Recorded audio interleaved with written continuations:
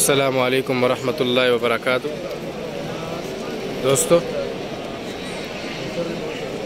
حدیث کے اندر رسول صلی اللہ علیہ وسلم نے عمرے کی کیا فضیلت بیان فرمائی ہے۔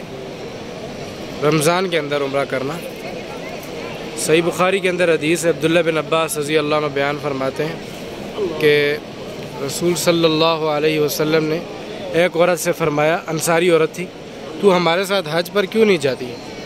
تو اس عورت نے جواب دیا کہ اللہ کے رسول، ہمارے پاس 2 اونٹ ہیں، ایک اونٹ پر میرا خاوند اور میرا بیٹا جا رہا ہے سوار ہو کر، اور دوسرا اونٹ اس نے ہمارے لیے چھوڑ دیا ہے خاوند نے، تاکہ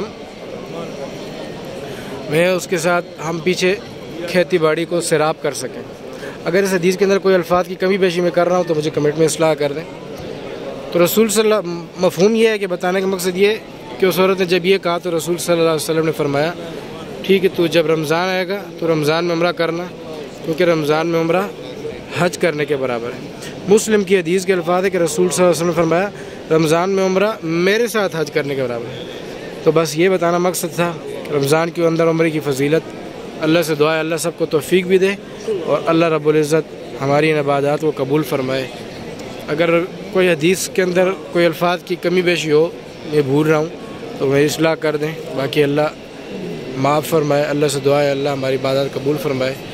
ویڈیو شیئر کر دیں۔ السلام علیکم ورحمۃ اللہ وبرکاتہ۔